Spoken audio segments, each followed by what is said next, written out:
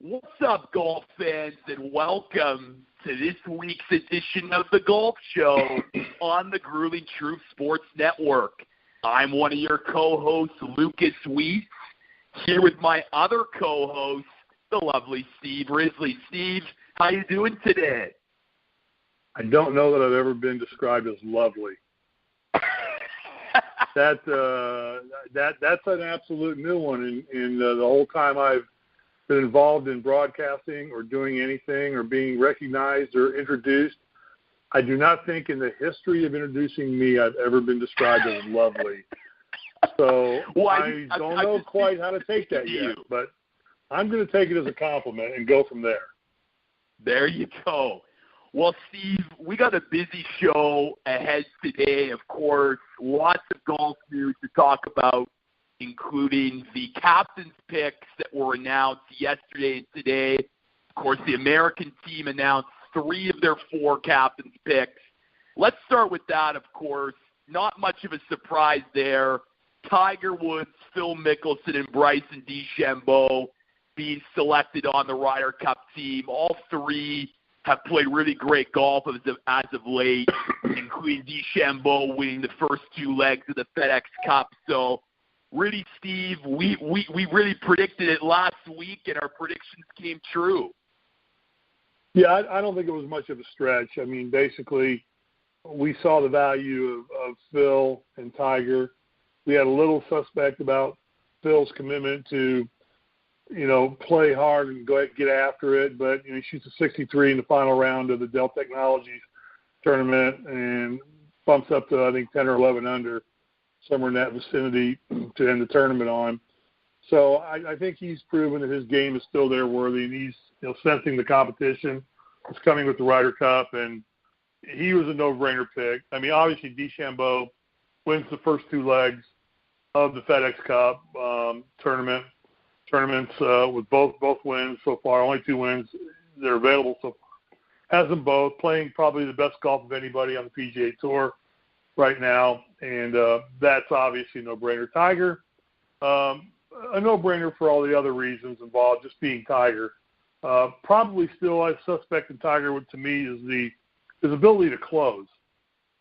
He puts himself in position in the final rounds. I mean, he worked his butt off the last 2 days, but then right when it gets down to the back 9 and making those shots count when they need to count, he seems to falter a little bit and ends up, I think, 3 under most of the day on the final round at Dell Technologies, but ends up going 3 over in the last several holes and ends up a par for the day. Still a very strong outing. It's still nobody in the world would have expected Tiger to be this competitive at this point in time. And certainly I don't think it's a suspect pick at all by Jim Furyk. But interesting, maybe the weakest of the 3 picks right now in terms of players being able to close and finish the deal. Yeah, and to me, what I've looked at Tiger the last 2 tournaments, Steve, is his putting has just really declined. I mean, his ball striking, I don't think has been better. I mean, this week he was right up, top 10 and, stroke gain, off the tee and, tee to green. He was really solid, but what he couldn't make putts, 10 feet, even, 8-foot putts that, he should be able to make. So, and in the Ryder Cup where, every shot is so important, especially putting in those singles matches, you got to be, questioning if Tiger's putter will be in shape come Ryder Cup. I mean, he has 2 tournaments to still prove himself and get the putter under control. I know he was, fixing, trying a different putter, but it's got to be a little concerning for Captain Furyk that his putting hasn't been great as late. Yeah, in terms of the putter, I don't know, because I've kept the same putter in my bag for the better part of 15, 16, 17 years. This is an old Scotty Cameron, one of the first ones that came out. And, I've just never blamed the putter on not putting well, because it only does what I tell it to do. It only takes feedback based on the feedback I give it. So, the putter is visually appealing to me to look at. It's tried and true. It's trusted. It's there.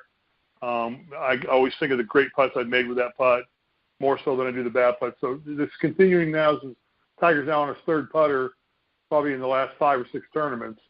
And I don't know. I don't know at that level of game if that's a good thing or not. He seemed early in the tournament to be putting very well with this putter. He went back to the answer-style putter as opposed to a mallet. But, I don't know. Sometimes you just put Old Faithful back in the bag and you get that reconnection with it and that confidence builds. But certainly I think his putter, is letting him down more than anything. His driving seems to be fantastic. He's getting the ball in play. His fairway's hit. He's smartly playing irons off the tee when he needs to. His long iron play is probably some of the best on the PGA Tour. So it boils down to his putting. But in things like the Ryder Cup, these courses are designed for scoring and for players to take risks and take shots. So putting it close and making putts is what it's all about here in the Ryder Cup. So it'll be interesting to see how he handles it and how he approaches it with his kind of uneasiness, it seems, with his putting right now. Yeah, and I think Captain Furyk, too, is obviously, looking at different pairings, and there's been a lot of talk that Tiger and Bryson would play together for a lot of those, pairing matches, the foursomes and the best ball on the opening 2 days. Bryson and Tiger played together this past week at the Dell Technologies Championship, and it seems like a match made in heaven, those two guys. And Tiger's really talked highly of Bryson in his game. So I think that could be a really deadly pairing come Ryder Cup time. Yeah, no doubt. I think Bryson and anybody right now is going to be a deadly pairing. If he continues to play that he is, I think you can put me with Bryson DeChambeau, and it might be a deadly pairing, as long as I stay out of Bryson's way. So that being said, Bryson certainly is a player who gives you options because his personality is so benign that basically he's going to get along with anybody on the course at any given time. There's players that you don't want to put together. You got to watch a guy like a Patrick Reed who you want to pair him up with and things like that. So they're definitely, but Bryson is kind of a vanilla player who just goes out there and just gets the job done. And I know he and Tiger have a close relationship. Everyone wants to play off that, but we'll see. A lot depends on how Tiger's playing into this tournament. Phil seems to always elevate his game when it matters.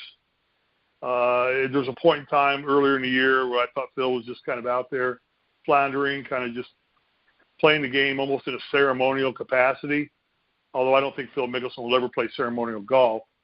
No. But it just came across that way, and all of a sudden now that there was that genuineness about wanting to be a part of the Ryder Cup team and having to be a captain's pick for one of the first times in his life, he just really stepped his game up, and I'm appreciative of that. That tells me that in tournament play like the Ryder Cup, he has that ability still, even at 47 years old, to up his game. Well, for sure, and I think that Phil, like we've seen in previous Ryder Cups, has brought his A game, and I think the Ryder Cup to some players on both sides, U.S. and Europe, they come to play for the Ryder Cup, and they place a lot of value and importance on winning this tournament and bringing the cup home to their respective area. And Phil is just one of those guys that I think, last time, I think in the 2016 Ryder Cup, he was paired with Keegan Bradley, and he went undefeated there. And he just brings his A game. And what I like, Steve, is that he brought a top level of golf in these last 2 weeks. It wasn't like, we got to take Phil just because of his experience. He earned himself a spot with the way that he played, in my opinion, in the Northern Trust and the Dell Technologies. It just made Jim Furyk's life a lot easier in making that decision to put Phil Mickelson on the team. Yeah, there's no point, and that's the key thing. He earned his way on this team. But we were talking earlier that we thought he'd be selected, but we thought he'd be selected for history and nostalgia and leadership. I think he's been selected now because he's a player. And, for sure. That's a different thing. It strengthens the team. You get that leadership from him. The younger players will look up to him, along with Tiger. And both those guys are people that bring fear. I don't say fear, but they're when you're playing against them, I would assume as another tour pro, The crowds are going to be bigger. Obviously any one of the players that those groups are playing in, there's going to be a lot more noise, a lot more relevance going on around the game that's being played on the course. And I think that's a real asset, along with their talent and skills they bring to the USA team. For sure. And so, of course, this is 3 of the 4 captains' picks. Next Monday, Jim Furyk will reveal his final pick. And unless there's some extenuating circumstance, to me, it looks like Tony Finau will get that final captain's pick the way he is playing the last couple weeks. Yeah, I think that he's distanced himself from any other person who's in contention for the final pick. I don't see Finau puking on himself next week and falling apart. He's been in the top 5, I think, for both tournaments. He's playing great golf. He's a long ball hitter, which is always fun to have on your team. You think you got to try and outdrive a guy like that, or he can just put the ball in places where it allows guys like Mickelson and Woods and all the other great wedge players to use their wedges and things like that in the alternate shot format or something like that. So he's playing great golf. I think it's his to lose by far. I don't know that Furyk wouldn't have liked to have been able to do the same thing that Thomas Bjorn did, which is just announce all 4 of his people this week, right now. Yeah. But for whatever reason, the PGA wants to drain it out a little bit, make it a little bit more of a soap opera. And so we'll have one select, but I don't think it's going to be much of a soap opera. I think it's pretty much just name Finau and move on. I think he's I don't know anybody can step up and really pass the effort Tony's made here in the last part of the golf season that would warrant him not being selected at this point in time. So you figure you pretty much have the USA Ryder Cup team selected. It's a lot of good young talent, and with bringing Phil and Tiger on board as players, not just sort of just coaches, I think it adds some leadership. Some people that have been through this process before numerous times and can, guide the guys through the ups and downs of playing, team golf and playing golf, spectator golf, basically, because, the players are pretty vocal and pretty rowdy. You're playing for countries or Europe versus USA. You're playing for territory as much as anything. So I think he's got a great team built together. I didn't hear, did they find a replacement yet? Or did they even announce a replacement to replace Tiger as a vice captain? Not yet, but we'll definitely keep our eyes and ears open. But like we said last week, wouldn't be surprised if it's Matt Kuchar, given his experience in golf and the knowledge of the game and the relationships he has with the players. Right, and he's a good choice because I see him as a captain down the road too. For sure, he's got that demeanor and personality to be a Ryder Cup captain somewhere down the road. Pretty level-headed all the time and always thinking things through. So I can see that happening as well. Looking over at the European team, Thomas Bjorn made his announcements. You want to go ahead and talk about those? Yeah, so Thomas Bjorn made all 4 of his picks today. He selected Sergio Garcia, Ian Poulter, Henrik Stenson, and Paul Casey. And when I take a look at this, Steve, I just see these are not surprising picks. I know we talked a lot about Ian Poulter and Sergio Garcia the last little while, but these are 4 experienced players. And I think that when you look at the philosophy clearly of the European team, Thomas Bjorn is valuing that previous experience probably a little bit over than how golfers have played this year, because when I look at the golfers that he left off the team, 2 of them come to mind.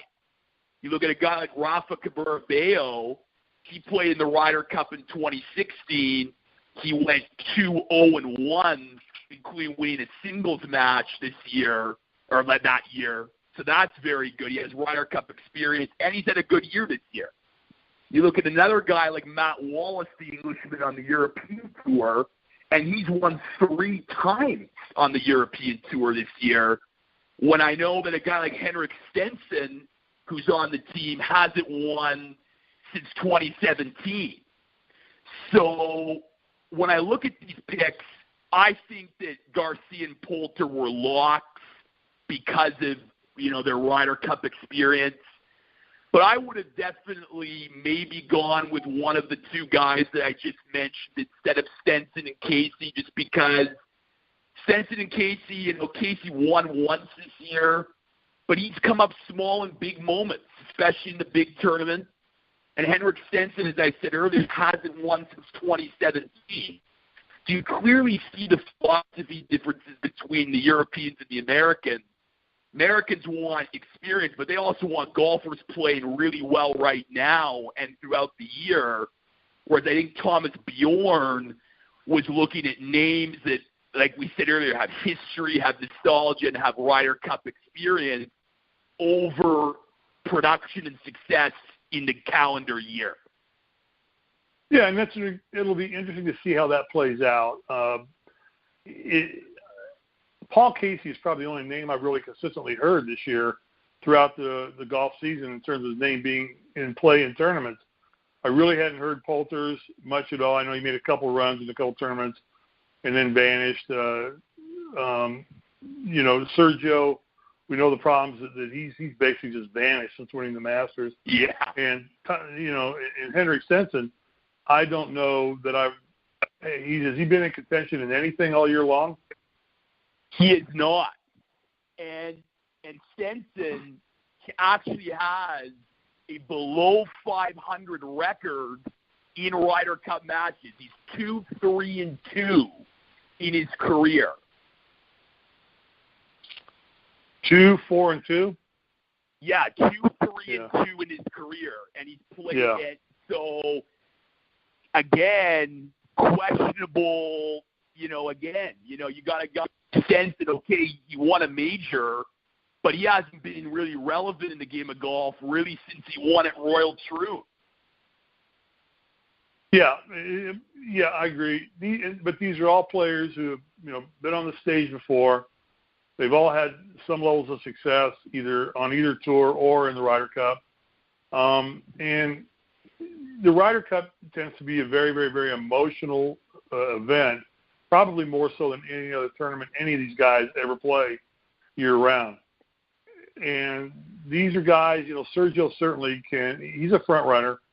If he's playing well, he's excited, he's happy, he's jumping on his feet, he's running up and down, he's smiling, he's talking to the media. And when he's not, he's just sulking all the time. So these things should bring out different personalities in all these players. Poulter definitely likes a good battle.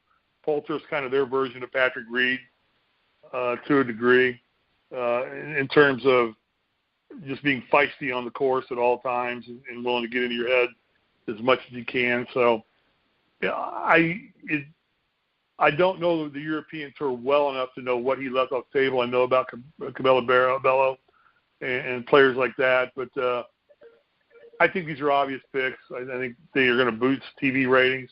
They're brand names. In Europe, obviously back in the United States, they have a problem with the European name recognition over there. So I don't know how much that all plays into the selection process, is getting somebody involved who can help sell advertising dollars as well. These are expensive events to put on. I don't want to think that's the case, but realistically, it probably has some input into it to some degree. Yeah, it'd be naive to say that it doesn't. I'm sure that the networks were thrilled to death when Phil and Tiger were added to the teams because their TV ratings now are going to go through the roof. This is the first time. How many years has it been since Tiger played in the Ryder Cup? Well, he didn't play since 2012. 2012, so 6 years ago since he's been in a Ryder Cup, on a Ryder Cup team as a player. So it'll be interesting. But I think the teams are set for the most part. We'll get the word on the final pick for the United States. I think it's foolish to believe it's not going to be Tony Finau. I don't know that he can even bomb this week and it would make much of a difference, but I don't believe the way he's playing that he's going to bomb. I think if he plays the way he's played in the first two tournaments, he's going to be the fourth pick, and we're going to have a good team. It seems to me that in watching his events over the years that I've watched it, that USA doesn't do well pretty much at playing what I call team golf. I mean, there's a couple players on there. Patrick Reed seems to love to fire it up with a teammate and get after it. There's a few guys to do. For the most part, though, most of the USA players want to tend to be lone wolf players. They play for themselves. They confide in their caddies more than anybody, and they play their own game. And I've seen the USA struggle before in the team games and try and work out some kind of deal where they find a great pairing, where they both ignite themselves, they both raise their level of play through intensity, and intimidate the opponent through intensity as well. So that's always been a struggle for the U.S. And the European team, on the other hand, they've always played great team golf. I mean, they seem to stick together a little better. They rely on each other more. They don't seem to be any favorite pairings with the Ryder Cup European team. They just put people together and they all blend. It's like they have a common goal of beating the United States, and I almost feel like the United States has a common goal of winning their matches. If you get the difference. And I guess the United States approaches it like if we win our matches, we'll win the Ryder Cup, where the Europeans just say, let's just win the Ryder Cup. We don't care who's doing what, who's playing where, who's playing with who. We have a common goal of keeping the cup in Europe and keeping it here and leaving it here and staying, with the cup. So it'll be interesting. It's always this way. See how it goes. The format lends itself for interesting pairings. We have alternate shot. You have best ball, and then you have individual scrambles. What else do they play in the Ryder Cup besides those? They have alternate shot. They do alternate shot, best ball the first couple days, and then it's just head-to-head singles on the Sunday match play. Right. So, which is always very exciting because everyone has to go out at one point or another.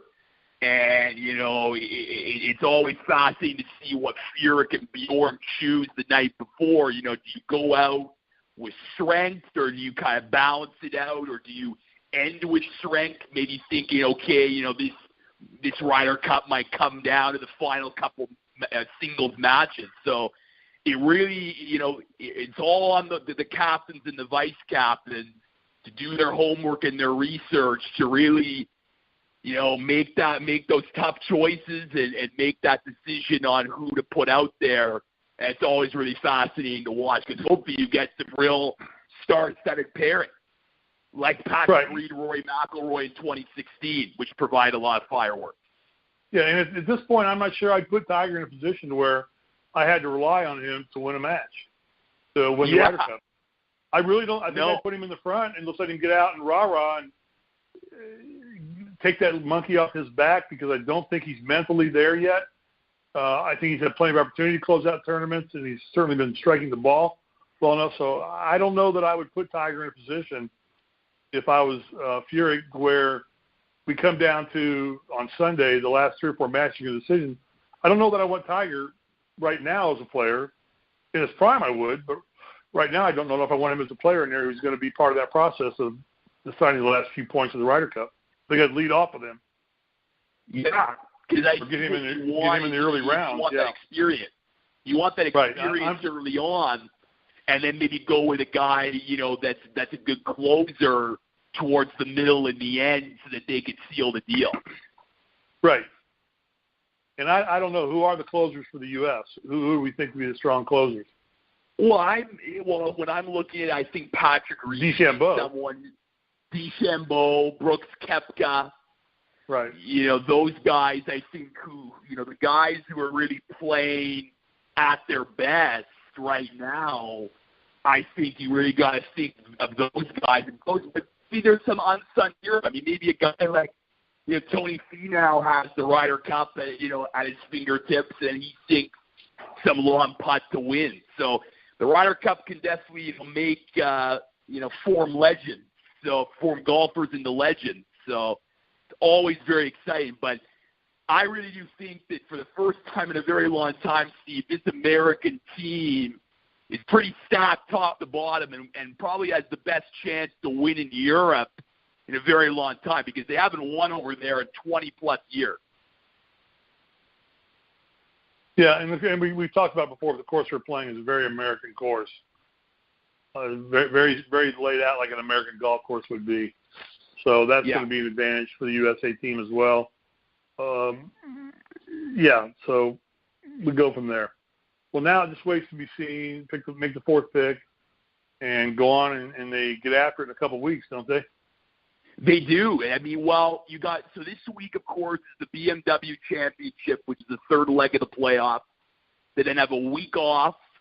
Then it's the Tour Championship, where the FedEx Cup winner will be determined. And then the week after that, they'll be going overseas to Paris to Le Golf National to compete in the Ryder Cup. Yeah. All right. So anything else on week, busy few weeks to golf, Steve. I hope you're ready for entertainment. I definitely. It's the greatest time to be playing. Yeah. Looking at, are we done with the Ryder Cup? We made our we're good. Okay, let's talk about the Tour Championships now. Now we're paring down to the top 30, right? This week. Yeah. So we're at 70 right now, correct? We cut it down to the top 70. So we're going to whack off 40 more players. Who's in jeopardy? Well, to show some Canadian content here, the only Canadian in the FedEx Cup left is Adam Hadwin. He was right there at the Dell Technologies Championship in the final round, but then he had a rough back nine. So he needs to have a good week this week, at least finish top 10, maybe even top 5 if he's going to advance to Atlanta. So the thing about this tournament, Steve, is that when you cut down 40 golfers, you're cutting down some good names. I mean, there are some good names who are in jeopardy, who are going to maybe be cut. So, but for me, Adam Hadwin is, for the Canadians listening to the show, he's definitely one to look out for. But really, when you look at the top, they're all safe. I mean, and even, if Tiger Woods, puts on a similar performance, this week, he will definitely be in the top 30. I know that Tiger would like probably to increase his ranking before the Tour Championship, because really, if you're in the top 5, that means all you got to do with the Tour Championship is win, and then you win the FedEx Cup. But if you're not, you then need a lot of scenarios to happen to go your way in order to hoist the FedEx Cup. So it's going to be interesting. The golf course this week is just outside Philadelphia. Fun fact, it's actually playing host to the PGA Championship in about 4 or 5 years' time. So it looks really fantastic, and I think a lot of the best players in the world, it's their chance to prepare before a week off before they head to Atlanta for the Tour Championship. Yeah, you've got players like I saw some pairings announcements today. You've got Ricky Fowler, Jordan Spieth, and Tiger all playing together at I think 26, 27, and 28, or 25, 26, and 27. So you've got those are guys that are on the bubble right now. I mean, all of them got to play well and to make it. I mean, again, Tiger and Jordan have shown flashes of brilliance, but neither one of them completed a deal. I think Jordan got into the hunt pretty big there at the Dell Technology as well, but then just stopped putting well again and kind of fell out of grace. Tiger's putting was suspect. Ricky has just been all over the place all season. At one time he was playing some of the best golf on tour, and now he's like, I haven't heard his name mentioned in anything other than a commercial for State Farm Insurance or Allstate Insurance. I think he's been battling injuries, but Has he? Okay. Some wrist injuries that's been kind of lingering since the PGA. It's been lingering. So hopefully he can be able to get healthy in time. Yeah, those are 3 guys right there that if they don't close the deal, although they're in the top 30 right now, you got to figure somebody from the back of the pack is going to give it all that's just outside the top 30 and play their way into it. So that means players are going to get bumped, and where they sit in the standings, they're most vulnerable and at jeopardy. It'll be interesting to see what goes on there. For sure. I don't know how far up you get into the food chain in terms of ranking before you're pretty well considered a lock or safe to make it into the top 30. I would guess DeChambeau is going to be the top 30. Well, DeChambeau last week is number one now, and regardless, he's going to Atlanta. He's already booked his trip to East Lake because of his performances. So he's locked in. So there are certain guys who are locked in, but it makes for an interesting tournament this week. Again, Tiger will be playing, so I think you get a lot of viewership on TV. Makes for interesting viewing to watch these guys now, see who closes strong. Kind of gives Furyk a little idea because there's a lot of pressure. These guys will be put under. Mickelson and Woods and his captain's pick, and his regular players too, to see who has a gumption to step up their game and get themselves into the top 30 and be able to play for the $10 million prize in the FedEx Cup Trophy. So for sure, another great week of golf coming up. Ryder Cup picks next week. We'll have the final selection, although I don't think it's going to be a huge surprise.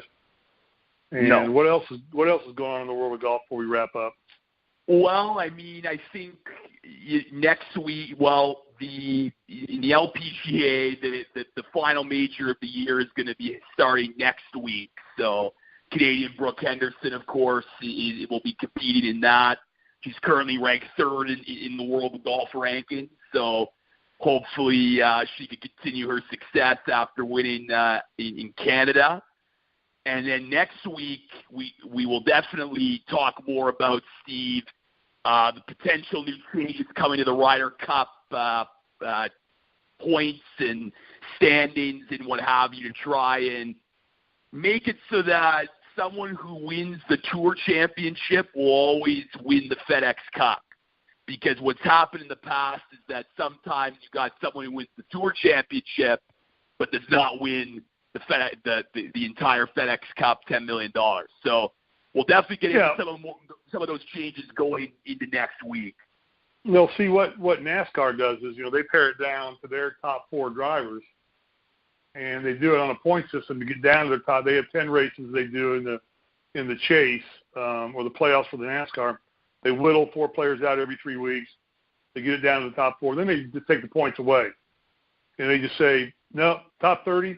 Whoever wins it gets it. Points go out the door when you hit the top 30. And maybe that's the way to go.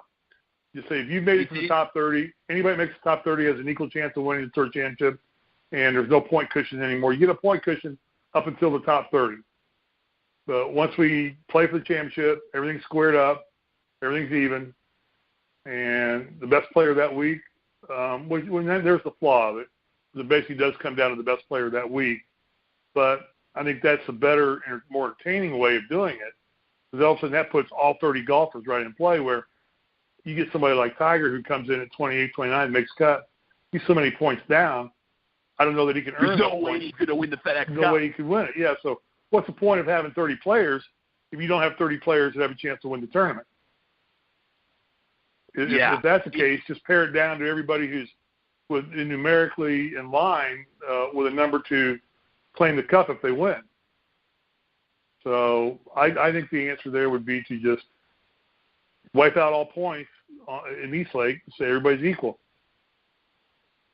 And go from there. And the guy that has the best weekend, and he's gone season long. By going through the whole season, he's earned the right to be where he's at in the top 30, but so are the other 29 players. So for sure, at that point, you're splitting hairs of who's the best player in there at that point in time, and it flip-flops years. Every year in a while, it changes. I mean, Jordan was number 1. Now he's number 27. Tiger was number 1. Now he's number 28. I mean, it just flip-flops. But those guys are all still capable of winning this tournament. So I would say when you get to East Lake, throw the points out the door. You got 30 equal golfers getting on the golf course to play for the Tour Championship trophy and the money. Well, it'll be very interesting to talk more about that with you, Steve, next week. So we're going to wrap things up here on the Golf Show today. I want to thank everyone for tuning in to the Golf Show this week. I want to thank Steve, of course, for providing his insightful perspective on the game of golf. Of course, you can tune in to us next week on the Grueling Truth Sports Network, and the Grueling Truth Sports Network can be found on Spotify, iTunes, iHeartRadio, Speaker, Stitcher, you name it, you can find the Grueling Truth Sports Network. So, For my co-host Steve Risley, I'm Lucas Weiss. You've been listening to The Golf Show on the Grueling Truth Sports Network. We're the legends.